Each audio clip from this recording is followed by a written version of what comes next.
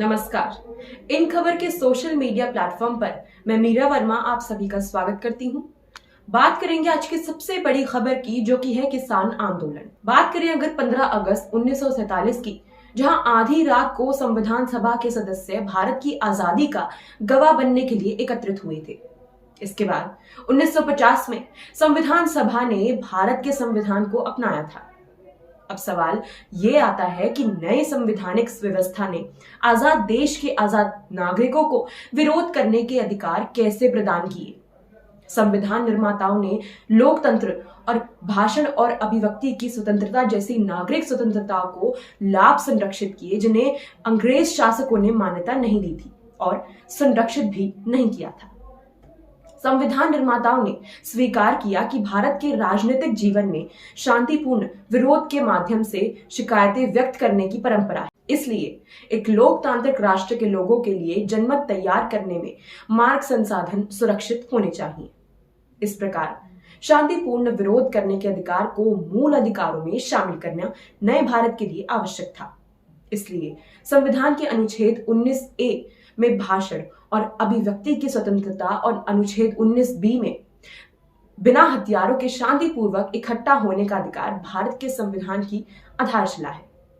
इसके अलावा विशेष रूप से अनुच्छेद 19C और अनुच्छेद 19D क्रमशः एक संघ या संघ बनाने और संपूर्ण भारत में स्वतंत्रता रूप से आवागमन का अधिकार देता है। इस अनुच्छेद में भारतीय नागरिकों के लिए विरोध करने का विस्तृत अधिकार दिया गया है, यानी भारत की भौगोलिक सीमाओं के भीतर रहने वाले कोई भी नागरिक या नागरिक के समूह राष्ट्रीय राजधानी पहुंचकर विरोध प्रदर्शन कर सकता है। सबसे जरूरी मामलों में से एक, जहां सुप्रीम कोर्ट ने प्रदर्शन के अधिकार को विरोध के अधिकार का एक रूप अनुच्छेद 19A और अनुच्छेद 19B के तहत गारंटीकृत स्वतंत्रता के रूप में मान्यता दी थी। कामेश्वर प्रसाद बनाम बिहार राज्य था। इस मामले में 22 फरवरी 1962 में सर्वोच्च न्यायालय ने 7 जजों की पीठ, जिसमें जस्टिस गजेंद्र गढ़कर, जस्टिस PV सरकार, justice AK Vanshu, justice KN Gupta, justice KC दास, जस्टिस अयंगर और जस्टिस N राजगोपाल शामिल थे। एक प्रदर्शन किसी व्यक्ति या समूह की भावनाओं या संविधानों को अभिव्यक्त करता है। इस प्रकार यह अपने विचारों को दूसरे तक पहुंचाने का इरादा है। इसलिए वास्तव में प्रदर्शनकारियों की क्रिया भाषण या अभिव्यक्ति के रूप है। हालांकि बॉम्बे पुलिस अधिनियम की धारा 33(1) के तहत बनाए गए नियम को हिम्मत लाल शाह बनाम महाराष्ट्र सरकार मामले में चुनौती मिली थी। अपीलकर्ता ने दावा भी किया कि उक्त नियमों का उपयोग करते हुए पुलिस ने सार्वजनिक बैठक आयोजित करने की अनुमति देने से इनकार कर दिया था। भारत में विरोध के अधिकार को संवैधानिक न्यायालयों ने धीरे धीरे इसे मौलिक अधिकार के रूप में ठोस रूप दिया। उदाहरण के लिए रामलीला मैदान की घटनाओं में न्यायमूर्ति स्वतंत्र कुमार ने मौलिक अधिकार के रूप में विरोध के अधिकार के विचार को प्रतिनिधित्व करते हुए कहा कि इसके अलावा अदालत ने यह भी कहा कि सरकार को ऐसे अधिकारों का सम्मान करना चाहिए और उन्हें प्रोत्साहित भी करना चाहिए। सामाजिक और राजनीतिक संगठनों ने भारत में कई व्यापक विरोध प्रदर्शन को जन्म दिया है। उदाहरण के लिए दशोली ग्राम स्वराज्य संघ मुट्ठी भर स्थानीय ग्रामीणों का एक संगठन है। चिपको आंदोलन की आत्मा और शरीर था। मौजूदा प्रकरण यानी पंजाब या अन्य प्रदेशों के किसानों को दिल्ली आकर प्रदर्शन करने, मार्च निकालने और रैली निकालने का अधिकार संविधान के अनुच्छेद 19D से मिला है। उनके अधिकार को कोई भी सरकार बैरिकेड लगाकर या बाधाएं खड़ी कर रोकना संविधान का उल्लंघन माना जाएगा। संविधान कहता है कि मार्च, जलसा, जुलूस या रैली से किसी स्थानीय निवासी या राहगीरों को असुविधा नहीं होनी चाहिए।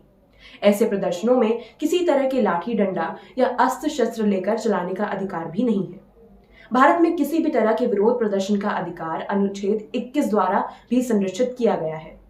अनुच्छेद 21 को राज्य के नीति निर्देश सिद्धांतों के साथ पढ़ा जाता है तो वो मौलिक अधिकारों की व्याख्या करते हैं और संरक्षित प्रदान करते हैं।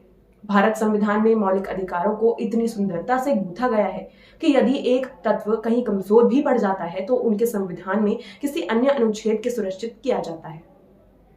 अनुच्छेद 38 एक ऐसे सामाजिक व्यवस्था बनाने के लिए नागरिकों की सहायता करने में राज्य के दायित्व का सुझाव देते हैं, जो सामाजिक, आर्थिक और राजनीतिक न्याय को बढ़ावा देती है।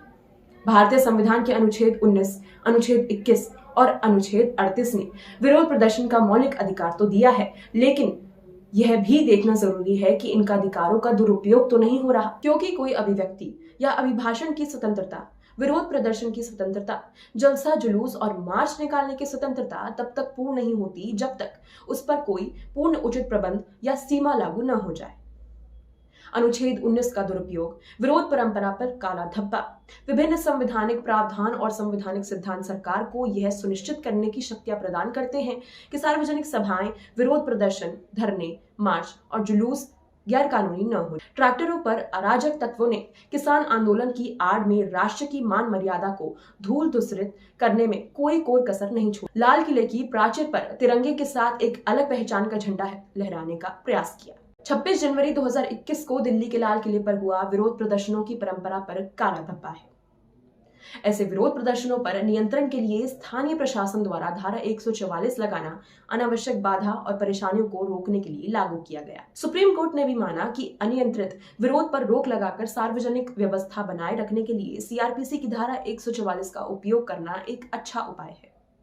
भारतीय संविधान के सिद्धांतों का न्याय शास्त्रीय आधार यह है कि प्रत्येक मौलिक अधिकार व्यक्ति या वर्ग विशेष के लिए अलग से कोई व्यवस्था नहीं करता, अपितु समान व्यवहार करता है। भारतीय संविधान एक अधिकार को हर दूसरे विपरीत अधिकार के साथ संतुलित करता है। शाहीन बाग प्रोटेस्ट प्रदर्शनकारियों से पहले आम जनता के अधिकार सीएए विरोधी प्रदर्शनकारियों ने सार्वजनिक मार्ग को अवरुद्ध किया था, जिससे प्रदर्शनकारियों के अधिकार और दैनिक राहगीरों के हितों में टकराव पैदा हो गया था।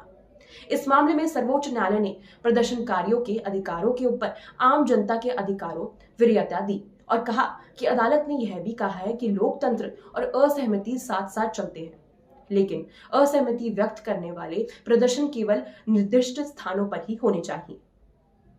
हम आवेदकों को इन दलीलों को स्वीकार नहीं कर सकते। जो भी विरोध प्रदर्शन करना चाहते हैं वो अनिश्चित संख्या में इकट्ठा हो जाए। आज के लिए सिर्फ इतना ही। अगर आपको ये जानकारी पसंद आए तो चैनल को लाइक, शेयर और सब्सक्राइब करना ना भूलें।